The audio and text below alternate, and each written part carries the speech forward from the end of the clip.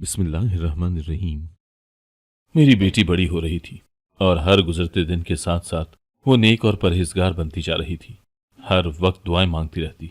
एक रात मैंने सोचा कि मैं देखूं कि मेरी बेटी क्या दुआ मांगती है। मुझे लग रहा था कि वो मेरी सेहत और घर की खुशहाली की दुआ मांगती होगी, मगर मेरे पैरों तले से जमीन निकल गई जब मैंने सुना कि वो तो तवाइफ बनने की दुआ मांग रही थी। मैं बड़ी हैरान हुई कि ये कैसे हो सकता है। मैंने फौरन अपने सोए हुए शौहर को जगाया और बेटी की दुआ का बताया तो उसका रंग उड़ गया और फौरन मेरे कदमों में गिरकर माफी मांगने लगा कि मेरी कुल कायनात मेरी बेटी अनाइया है। मुझे उससे इतनी मोहब्बत है कि मैं अल्फाज में बयान ही नहीं कर सकती। जाहिर सी बात है, हर वालिदैन को अपने बच्चों से बहुत मोहब्बत होती है, मगर मेरे लिए अनाइया मेरी हयात है। जिस दिन वो मेरी गोद में आई थी, मेरे शौहर ने मुझसे सिर्फ एक ही बात कही थी। वो बोले, शम्सा, मेरी बेटी की तरबियत बहुत अच्छी करना, इसकी वजह से कभी मेरा सर शर्म से झुकने मत देना। मैंने उस दिन उनसे जो वादा किया था उसको निभाने की हर लम्हा कोशिश की थी। मेरे लिए मेरे शौहर की हर बात हुक्म का सा दर्जा रखती थी, क्योंकि उन्होंने मेरा साथ उन घड़ियों में भी दिया था जब मैं अपने वजूद को ही बोझ समझने लगी थी। खैर, अनाइया अब 16 बरस की हो चुकी है। उस पर हुस्न की बरसात हुई है। वो इतनी हसीन है कि उसकी आंखें देखकर ही दिल रुक सा जाता है। मैंने अपनी बेटी को 7 पर्दों में बड़ा किया था। उसकी तरबियत में कोई कसर नहीं छोड़ी। मेरी बहुत ख्वाहिश थी कि मैं उसे स्कूल भेजूं, मगर जवाब नहीं माने थे। वो कहने लगे, मैं अपनी बेटी को दीनी तालीम दिलवाऊंगा। ये सुनकर मुझे खुशी हुई थी। मैं बोली, जवाब, दीनी तालीम भी साथ साथ चलती रहेगी। मगर वो सख्ती से बोले, शम्सा, मैं इस मामले में तुम्हारी नहीं सुनूंगा। मैं अपनी बेटी को मदरसे से पढ़ाना चाहता हूँ। मुझे भला क्या एतराज हो सकता था। मैंने अपने शौहर का कहा मान लिया था। वो मदरसे से अपनी तालीम हासिल कर रही थी। उस तालीम ने उसके रंग ढंग ही बदल दिए थे। वो कम उम्री में ही बहुत संजीदा मिजाज, रख रखाव वाली और नपे तुले अंदाज में बात करने वाली बन गई थी। जब वो मदरसे से घर वापस आती तो मैं उसे स्कूल की किताबें घर पर पढ़ा देती थी। यूं मेरी बच्ची में किसी चीज की कमी नहीं थी। वो बहुत ही नेक खसलत लड़की थी। खैर, अब भी अनाया के कमरे से कुरान पाक की तिलावत की आवाज आ रही थी। मैं अंदर से सरशार हो गई थी। लेकिन फिर कुछ ऐसा हुआ जिसने मुझे चौंका दिया था। अनाया के कमरे से मोबाइल की आवाज सुनाई दी थी। फिर वो बातचीत करने लगी। मुझे तो हैरत का शदीद धचका लगा था, क्योंकि मैंने अपनी बेटी को मोबाइल नहीं लेकर दिया हुआ था। थोड़ी देर बाद मेरी बेटी अपने कमरे से बाहर निकल आई थी। वो मेरे पास ही आ गई। उसके एक एक अंदाज से उजलत टपकती थी। वो बोली, अम्मी, मेरी एक दोस्त की कॉल आई है। वो मुझे बुला रही है। मैं उसके घर जा रही हूँ। अनाया का एक जुमला ही मेरी ममता पर सवाल उठा गया था। मुझे तो ये भी नहीं पता था कि अनाया की कोई दोस्त भी है। मैं बोली, मैंने तुम्हें मोबाइल लेकर नहीं दिया, फिर तुम्हारी दोस्त की कॉल कैसे आ गई? उसने सर झटका था। वो बोली, मेरी दोस्त ने ही मुझे दिया था। मैं बोली, अनाया, कौन सी दोस्त है तुम्हारी? तुमने उसके बारे में मुझे क्यों नहीं बताया? वो चिढ़ गई थी। कहने लगी, अम्मी, आप तो सवालों की लिस्ट खोलकर बैठ गई हैं। मुझे बस जाना है। आपको बता दिया है, यही बहुत है। अनाया इतना कहकर आगे बढ़ गई थी। मेरा तो दिमाग ही घूम गया था। मैंने उसकी कलाई पकड़कर उसे अपनी जानिब खींचा था। वो मेरे इस अंदाज पर गुस्से में आ गई थी। मैं भी गुस्से से बोली, अगर तुम्हारे बाप को पता चल गया कि तुम अपनी सहेली से मोबाइल लेकर आई हो तो उन्हें कितना बुरा लगेगा। वो डिठाई से बोली, जी बिल्कुल, अब्बू को बुरा लगना भी चाहिए। मेरी उम्र की तमाम लड़कियों के पास मोबाइल है, फकत मैं ही सबसे पीछे रह गई हूँ। इतना कहकर वो घर से बाहर निकल गई थी। मुझे नहीं मालूम था कि वो कहाँ गई है, क्योंकि उसकी किसी सहेली से मैं वाकिफ नहीं थी। ये सब अचानक नहीं हुआ था। न जाने कब से मेरी बेटी बदल रही थी और मुझे इस बात का अंदाजा ही नहीं था। मैं तो उसकी मोहब्बत में हर चीज से नजरें बंद करके बैठी थी। मैंने तो बस ये मान लिया था कि मेरी बेटी बहुत सुलझी हुई है, वो कोई गलती नहीं कर सकती। हालांकि उसकी उम्र तो अभी बहुत कम थी। इस उम्र में तो बच्चों से लग़ज़िशें हो जाती हैं। मैंने अपना सर पकड़ लिया था। या खुदाया, ये क्या हो गया? मैं ये क्यों सोचकर बैठ गई कि मदरसे की तालीम के बाइस मेरी बच्ची हर बुराई से दूर हो गई है। हाँ, ऐसा हुआ था, मगर अब न जाने उसको कैसी दोस्त मिली थी कि उसकी सारी तरबियत उड़न छू हो गई थी। मैं ये क्यों भूल गई थी कि अच्छे बुरे लोग तो हर जगह होते हैं। खैर, मैं पूरे घर में परेशानी से इधर उधर टहल रही थी। 1 घंटे बाद अनाया घर वापस आई थी। मैंने उसका हाथ पकड़ लिया और बोली, अनाया, मुझे बताओ, तुम किस सहेली के घर गई थी? उसके माथे पर बल पड़ चुके थे। वो बोली, अम्मी, आप भी तो अपनी सहेलियों के घर जाती है ना? मैंने कभी आपसे इस अंदाज में पूछा है कि आप कहाँ गई थी? अब तो मेरे सब्र का पैमाना लबरेज हो चुका था। मैं बोली, रुक जाओ, आने दो अपने बाप को, वही तुम्हें ठीक करेगा। मेरी बात सुनकर वो अपना हाथ छुड़ाकर अपने कमरे में चली गई थी, जबकि मैं सहन में बैठकर रोने लगी थी। ऐसे हालात में इंसान को रोना ही आता है। मैं खुद को कोसने भी लगी। न जाने अनाया की तरबियत में मुझसे कहाँ भूल चूक हो गई थी। मैं न जाने यूं ही कितनी देर सहन में बैठी रही थी। जब मैंने अपने कंधे पर बहुत ही अपना सा लम्स महसूस किया था, मैंने सर उठाकर देखा तो अनाया खड़ी थी। वो मुझे रोता देखकर परेशान हो गई और मेरे सीने से लगकर फूट फूट कर रोने लगी। वो बोली, अम्मी आप यूं तो मत रोएं, मैं आपसे अपने रवैये के लिए माफी मांगती हूँ। अम्मी बस मुझे गुस्सा इस बात पर आ गया था कि आपने मुझे सारी जिंदगी दोस्ती जैसे हसीन रिश्ते से महरूम क्यों रखा। आप ना तो मुझे किसी के घर जाने देती हैं और ना ही मुझे कोई दोस्त बनाने देती हैं। इस किस्म की पाबंदियों से मेरा दम घुटने लगा है।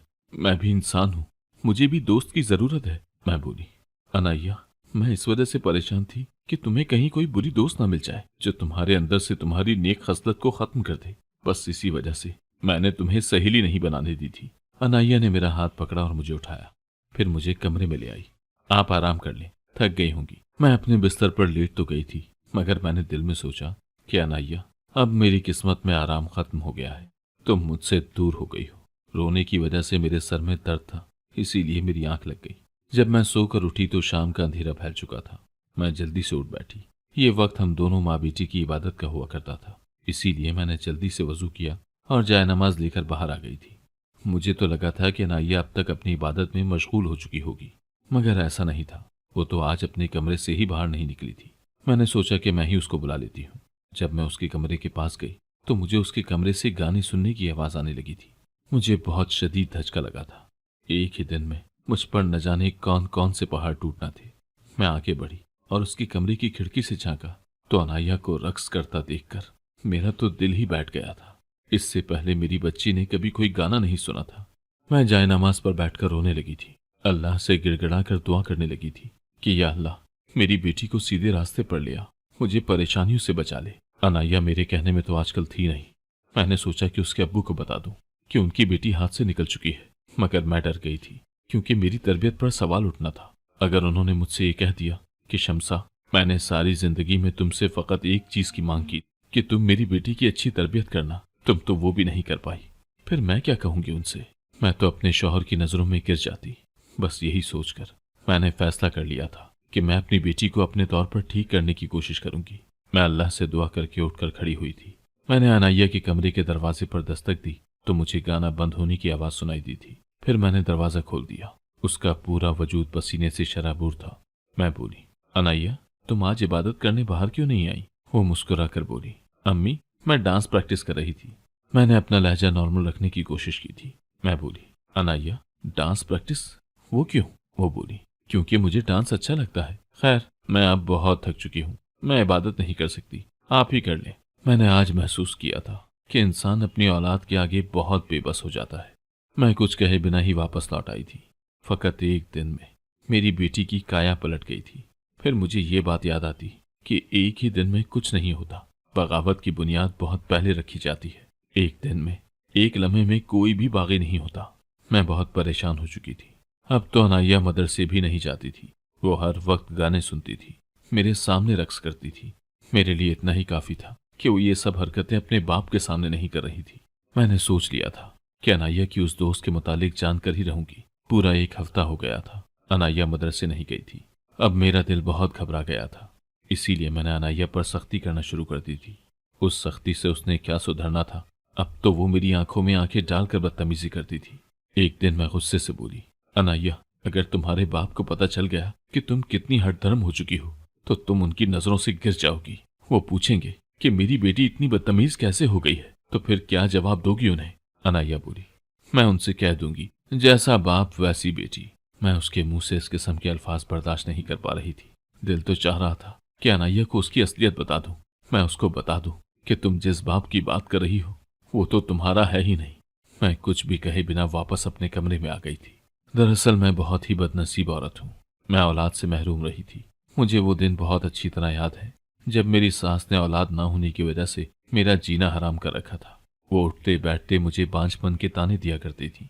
जब मेरी शादी को 2 साल का अरसा बीत गया तो मेरी सास ने ऐलान कर दिया था कि वो जवाद की दूसरी शादी करवा कर ही रहेंगी। ऐसे में जवाद ने मेरा हमेशा साथ दिया था। उन्होंने मुझसे अपनी पसंद की शादी की थी, फिर उन्होंने इस पसंद की इज्जत भी करवाई थी। वो अपनी वालदा को हर दम समझाते रहते थे कि औलाद तो अल्लाह की देन है, वो जिसे चाहे नवाजे और जिसे चाहे बे औलाद रखे। मगर मेरी सास के दिमाग में ये बातें नहीं बैठती थी। मेरी सास ने अब मुझे तलाक दिलवाने का पक्का इरादा बना रखा था। मैं इन हालात से आजिज आ चुकी थी। मैंने जवाद से कहा, हम कोई बच्चा अडॉप्ट कर लेते हैं। मगर वो मेरी ये बात नहीं मानते थे। कहते थे कि मुझे अल्लाह से उम्मीद है कि वो मुझे मेरा अपना बच्चा देंगे। एक दिन घर में बहुत हंगामा बरपा था। जवाद तो सुबह के निकले अभी तक घर वापस नहीं आए थे। इसी बात का फायदा उठाकर मेरी सास ने मुझे घर से निकालना चाहा था। ये तो अल्लाह का बड़ा करम हुआ कि मेरी सास अपने इस मकसद में कामयाब नहीं हो सकी थी। मेरा शौहर पहले ही घर आ गया था। उनके हाथ में 2-3 माह की एक नन्ही सी बच्ची थी जो बिलक बिलक कर रो रही थी। मैं आगे बढ़ी और जवाद से वो बच्ची ले ली। मैं बोली, जवाद, ये बच्ची कौन है? वो कहने लगे, ये हमारी बच्ची है। ये बात सुनकर मैं बेइंतहा खुश हो चुकी थी। फिर जवाद ने बताया कि उनका एक दोस्त तबलीगी जमात में शामिल हुआ था। वो तबलीग के लिए घर से निकला था, मगर फिर जन्नत की तरफ रवाना हो गया। मेरे दोस्त की बीवी अपने शौहर को एयरपोर्ट छोड़ने जा रही थी। दोनों का एक्सीडेंट हो गया और वो इस जहां फानी से कूच कर गए। ये बच्ची तब घर में अपनी दादी के पास थी, इसीलिए बच गई।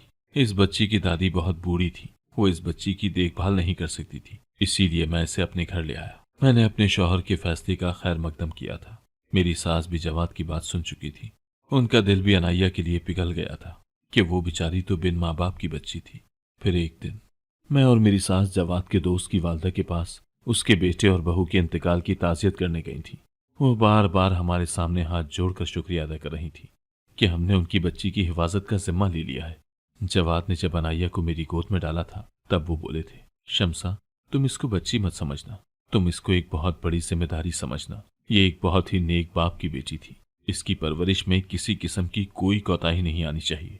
ये ना हो कि रोजे कयामत मेरा दोस्त मेरा गिरेबान पकड़कर मुझसे सवाल करे। मैं ये सब बातें याद करके रोने लगी थी। एक बहुत ही नेक वालिदैन की बच्ची मेरी बुरी तरबियत की वजह से अल्लाह से दूर हो चुकी थी और अब खुद के मुतालिक ये कह रही थी कि मैं तो अपने बाप पर गई हूँ।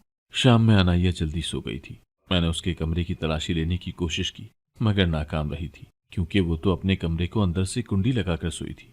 न जाने वो इतनी अजीब अजीब हरकतें क्यों करने लगी थी। रात गए जब जवाद घर लौटे तो वो मुझे बहुत परेशान दिखाई दे रहे थे। मैंने उनसे वजह पूछी तो कहने लगे, शम्सा, मेरी जिंदगी में ये भी दिन आना था कि तुम मुझसे अपनी बातें छुपाने लगी हो। मैं जवाद की बात सुनकर बहुत परेशान हो गई थी। मैं बोली, अल्लाह न करे कि ऐसा दिन कभी आए। वो गिले से भरी आंखों से मुझे देखकर बोले, शम्सा, आज अनाया की मदरसे से मुझे फोन आया था। मुझे उसके उस्ताद ने बताया कि आपकी बेटी पिछले 2 हफ्तों से मदरसे नहीं आ रही। मुझे हैरत तो इस बात की है कि तुमने मुझसे ये सब क्यों छुपाया। मैं रोने लगी। मैं बोली, जवाद, हमारी बच्ची के रंग ढंग बदल चुके हैं, अब वो पहले सी नहीं रही। मेरी बात सुनकर जवाद भी घबरा गए थे। कहने लगे, मैं तुम्हारी बात नहीं समझा। मैं बोली, आप रुके, मैं अनाया को बुला कर लाती हूँ, आप उसी से सवाल जवाब कर लीजिएगा। इससे पहले कि मैं अनाया के कमरे के दरवाजे पर दस्तक देती, मेरे कानों में अनाया की आवाज गूंजी थी। क्या वो किसी के साथ फोन पर मसरूफ थी? मैं जल्दी से आगे बढ़ी और उसकी खिड़की के पास जाकर खड़ी हो गई। मैं ये देखकर हैरान रह गई कि मेरी बेटी तो जायनमाज पर बैठी थी। वो दुआया अंदाज में हाथ उठाए हुए थी। मुझे लगा दुआ कर रही होगी, मगर उसकी दुआ के अल्फाज सुनकर तो मैं थर थर कांपने लगी थी। वो बोली, ऐ अल्लाह, तू तो अपने हर बंदे की दुआ कबूल करता है ना, मेरी भी ये दुआ सुन दे। मुझे तू एक तवाइफ बना दे। तू देख रहा है ना कि मैं तवाइफ बनने के लिए कितनी सख्त मेहनत कर रही हूँ। गाने सुनती हूँ, डांस करती हूँ। इससे ज्यादा मैं कुछ ना सुन पाई थी, इसीलिए भागते हुए अपने शौहर के पास आ गई। मैं बोली, जवाद, मैंने आपसे एक बहुत जरूरी बात करनी है। वो हैरान हुए और बोले, हाँ कहो, क्या कहना चाहती हो? मैं बोली, हमारी बेटी पिछले कुछ दिनों से बहुत बदली बदली सी है। उसने बुराई में कदम रख दिया है। अपनी सहेली से एक मोबाइल ले आई थी। वो उसमें सारा सारा दिन गाने सुनती रहती है और नाच गाना भी करती है, मगर आज तो हद ही हो गई। मैं उसे बुलाने गई तो ये देखकर रुक गई कि वो तो दुआ में मसरूफ है। मगर जानते हैं कि वो क्या दुआ मांग रही थी? वो तवाइफ बनने की दुआ मांग रही है। मुझे समझ नहीं आ रहा कि उसे क्या हो गया है। उसका दिमाग चल गया है क्या? मैंने जवाद के चेहरे पर मौत की सी सर्दी देखी थी। उनकी आंखों से कई आंसू टूट कर गिर गए थे। फिर वो एकदम से उठे और मेरे कदमों में गिरकर रोने लगे और बोले, मुझे माफ कर दो। मैं उनकी ये हरकत देखकर हैरान रह गई थी।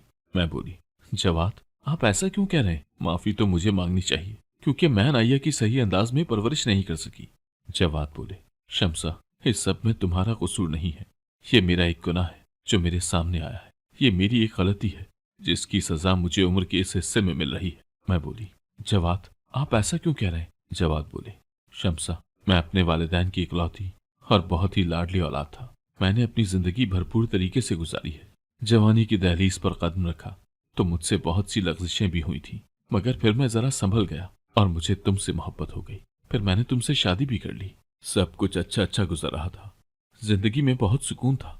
मगर एक दिन मेरा एक दोस्त मुझे अपने साथ ले गया। कहने लगा कि मैं तुम्हें जन्नत की सैर करवा कर लाता हूँ। मैं नहीं जानता था कि वो मुझे कोठे पर ले जाएगा। मैं उसके साथ कोठे पर गया तो मुझे एक रकासा बहुत अच्छी लगी थी। मेरा उस लम्हे दिल पलट गया था। शम्सा, मैंने तुमसे मोहब्बत की शादी की थी, मगर तुम मेरे लिए बेईमानी हो चुकी थी। अब मैं हर वक्त कोठे पर पहुंचा होता था, मगर तुमसे हमेशा यही कहा कि मैं काम कर रहा हूँ या कुछ और। मैंने उससे शादी करने की ठान ली थी, इसीलिए उस पर अपना बहुत सा पैसा भी लुटा दिया था। और यूं शम्सा, मैंने तुमसे छुपकर शादी कर ली थी, मगर ये मेरी महारत थी कि मैंने तुम्हें इस बात का पता नहीं चलने दिया था। मुझे उस वक्त से बहुत खौफ आता था कि अगर तुम्हें इस बात का पता चल गया तो तुम मेरा गिरेबान पकड़कर मुझसे सवाल करोगी कि हमारी मोहब्बत का क्या बना। तो मैं तुम्हें क्या जवाब दूंगा। उन्हीं दिनों मेरी बीवी हसन आरा ने मुझे मां बनने की खुशखबरी सुनाई थी। वो शादी के पहले 3 माह तो मेरे साथ रही थी, मगर फिर उसका दिल मुझसे भर गया था और वापस अपने कोठे पर जाना चाहती थी। मैंने उसे रोकने की बहुत कोशिश की, मगर एक दिन वो मुझसे चोरी छुपे ही फरार हो गई थी। मैंने उसे वापस लाने की भी बहुत कोशिश की, मगर वो मेरी बात ना मानी। उसने अनाया को भी कोठे पर ही जन्म दिया था। मैंने उससे अपनी बच्ची वापस लेने की बहुत कोशिश की थी, मगर वो किसी तरह रजामंद नहीं हुई थी। मजबूरन मैंने अपनी आधी जायदाद उसके नाम कर दी और उससे अपनी बच्ची हासिल कर ली। मगर तब भी उसने मुझे बद्दुआ दी थी कि अल्लाह करे कि तुम्हारी बेटी वापस मेरे पास ही आ जाए। शम्सा, मैं तुम्हें यह हकीकत नहीं बता सकता था। इस तरह तो तुम मेरी औलाद से नफरत करने लगती। इसीलिए मैंने तुमसे झूठ बोला था और अपनी दोस्त की वालदा का किरदार भी ऐसी ही एक औरत को अदा करने को कह दिया था। जवाद ये सब बातें बता रहा था जब मुझे कांच टूटने की आवाज सुनाई दी थी। पीछे मुड़कर देखा तो अनाया खड़ी थी। उसके हाथ से कांच का गिलास छूटकर टूट चुका था। फिर वो जवाद के पास आई और उसका हाथ उठाकर अपने सर पर रखा और बोली, अब्बू, कसम खाए मेरे सर की कि आपने जो कुछ कहा है सब सच कहा है। जवाद ने एक लम्हा भी जाया नहीं किया और कसम खाकर अपनी सदाकत का यकीन दिला दिया था। अनाया बोली, तो क्या मेरी माँ झूठी है? अब्बू, जब मैं मदरसे से वापस घर आती थी तो मुझे एक औरत मिलती थी। उसने मुझे आपके खिलाफ वरगलाया था। उसने मुझे बताया कि आपने मेरी माँ से मोहब्बत की शादी की थी, मगर फिर जब मेरी पैदाइश हुई तो मुझे उनसे छीन लिया और उन्हें धक्के मार मार कर घर से निकाल दिया था, क्योंकि आपको ये लगता था कि अगर मेरी माँ ने मेरी तरबियत की तो मैं उस जैसी बन जाऊंगी। जब मैंने ये सब सुना तो मुझे आप लोगों से नफरत हो गई। मैंने उस औरत से कहा कि मुझे मेरी माँ के पास ले चलो, मगर वो बोली कि तुम्हारी वालदा तुमसे तब तक नहीं मिलेंगी जब तक तुम अपने बाप की बीवी को तलाक नहीं दिलवाओगी। फिर तुम अपने बाप की इज्जत को मट्टी में रोलकर रात के अंधेरे में घर से निकल जाना। फिर तुम्हें तुम्हारी माँ मिल जाएगी। ये बातें सुनकर तो हम लरस गए थे। हसन आरा शायद अनाया को भी अपना पेशा इख्तियार कराना चाहती थी। शायद वो जवाद से उस बात का इंतकाम लेना चाहती थी कि उसने अनाबिया को उससे दूर क्यों कर दिया। खैर, मैंने और जवाद ने बहुत अच्छे तरीके से अनाया को हर बात समझाती थी। अनाया ने भी हमसे माफी मांग ली थी। अब वो फिर से सुधर चुकी है। उसने अपनी तमाम बुरी हरकतों से तौबा कर ली है। मेरी तो यही दुआ है कि अल्लाह हम सब के बच्चों को हासिदों के शर से महफूज रखे। आमीन। अगर आपको आज की कहानी पसंद आई है तो वीडियो को जरूर लाइक कीजिएगा और अपने दोस्तों के साथ भी शेयर कीजिएगा। और हाँ, अगर आपने अभी तक हमारा चैनल सब्सक्राइब नहीं किया तो जरूर सब्सक्राइब करें। मिलते हैं कल एक नई और दिलचस्प कहानी के साथ। अल्लाह हाफिज।